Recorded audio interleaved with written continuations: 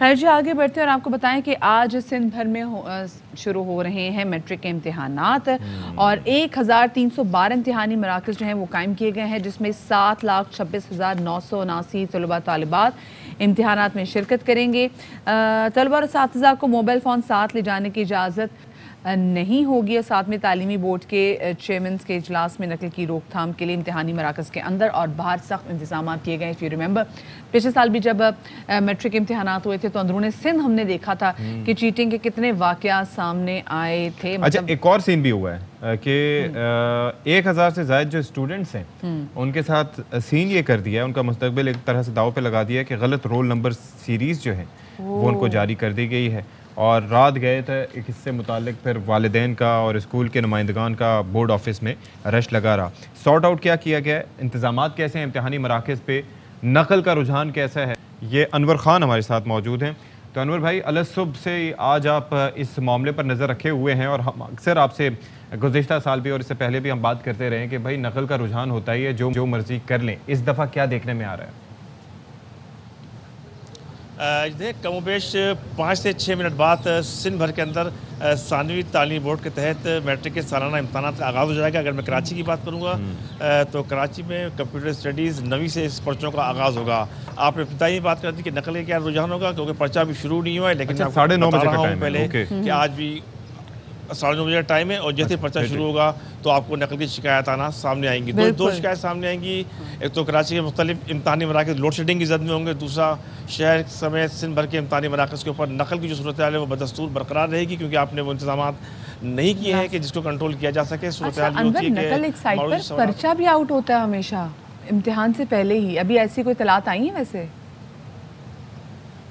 देखिए, पर्चा जब बोर्ड ऑफिस से निकल जाता है तो उसका मेयार ये है कि अगर पर्चा अपने मुकर्रर वक्त से 10 से 15 मिनट पहले अगर मार्केट के अंदर आ जाता है तो उसको फ़नी एतबार से सानवी और सानवी तालीम बोर्ड के लोग उसको पर्चा आउट नहीं कहते, क्योंकि पर्चा जैसे किसी सेंटर के ऊपर पहुंचता है तो हज़ारों की तादाद के अंदर गैजेट्स होते हैं। तो कोई भी इम्तिहानी मरकज़ के ऊपर मौजूद सेंटर में मौजूद ज़्यादातर मुमतहिन इम्तहानात होते हैं जो कि इस पर्चे को आउट करने की वजह बनते हैं। ताहम अभी तक पर्चा आउट होने की कोई सूरत हाल सामने नहीं आई है, जबकि वो उम्मीदवार के जो कि गुज़िश्ता रात यहाँ पर मौजूद थे उनकी वजह ये बनी है कि उन्होंने इम्तिहानी फार्म एक तो अपने ताख़ीर से जमा कराए थे और साथ साथ सीरियल नंबर उसको गलत कर दिया गया था। 1000 के करीब ऐसे उम्मीदवार सामने आए थे कि जिनके फैकल्टीज़ तब्दील कर दी गई थी, रूल नंबर तब्दील कर दिए गए थे। ताहम इस वक्त वो मुख्तलिफ इम्तिहानी मराकज़ के चक्कर लगा रहे हैं, जिनको जहाँ मौका मिल रहा है उनको वहाँ बैठने की इजाज़त सानवी तालीम बोर्ड की जानिब से दी जा चुकी है। तो इस तरह जो पर्चों की तरसील का अमर था वो तो बरवक्त मुकम्मल हुआ है। ताहम कुछ बद इंतज़ामी हस्ब रवायत देखने के अंदर आई है। तबके इस वक्त लाजमी इम्तहान तो चेयरमैन मैट्रिक बोर्ड का कहना है कि जिस तालिब इल्म को जिस सेंटर पर गुंजाइश मिलेगी उसको वहाँ बैठ कर पर्चा हल करने की इजाज़त होगी। जी अच्छा, और वो हम जो रोल नंबर सीरीज़ का तस्करा कर रहे थे जिसकी वजह से बोर्ड ऑफिस पे रश भी लगा रहा, काफ़ी लोगों को परेशानी रही, एक तो मुझे ये ज़रा समझाइएगा कि ऐसे मौक़े पर हैंडलिंग कैसी होती है बोर्ड ऑफिस स्टाफ की कि वो फैसिलिटेट करते हैं प्रॉपरली, और ये जो मसला था इसका हल क्या निकाला गया?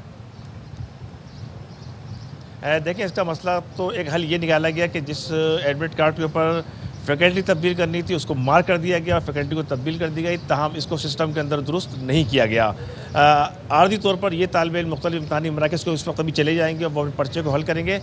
ताहम जब ये दोबारा आपको सूरत हाल मालूम होती है कि इंतज़ामी एतबार से आप सिस्टम के अंदर अगर आज इसी वक्त सिस्टम को दुरुस्त नहीं करते हैं तो आने वाले दिनों के अंदर जब रिज़ल्ट आएगा इनका तो यकीनी तौर पर अंदाज़ा ये है कि इनका रिजल्ट भी विद हेल्ड होगा। इसके बाद दोबारा इसी सेंटर के ऊपर आएंगे तो इन्हें पता चलेगा कि इनके इम्तिहानी नताइज काफ़ी तो यहाँ पर मौजूद हैं, क्योंकि इनकी फैकल्टी चेंज नहीं है। जो कि फैकल्टी को चेंज करेंगे तो एक मरतबा फिर इम्तिहान के बाद ये सूरत हाल दोबारा दरपेश होगी जब इनके नताइज का ऐलान होगा। जी सही, ठीक है, बहुत शुक्रिया जी। अनवर खान हमारे नुमाइंदे हमारे साथ मौजूद है। ये सूरत हाल पहले से क्यों नहीं सही तरीके से देखा जाता है कि भाई आप देखें कि जो बायोलॉजी वाले हैं जी उनके आपने रोल नंबर अलॉट कर दिए हैं जी उनको, जो कि कंप्यूटर साइंस वाले हैं, कंप्यूटर साइंस वालों के जो रोल नंबर है वो आपने बायोलॉजी के स्टूडेंट्स को दे दिए।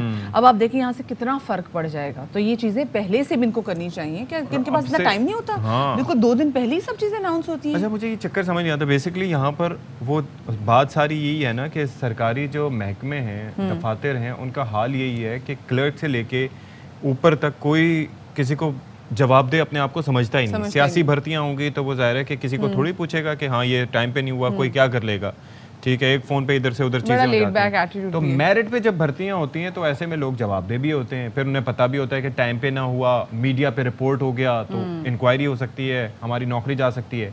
ऐसे में उन्हें पता है कि कुछ दिन तक मामला हाईलाइट होगा, क्या होगा। अभी 5 मिनट बाद पर्चा शुरू होने वाला है, देखते हैं कि क्या क्या मसाइल का सामना करना पड़ता है।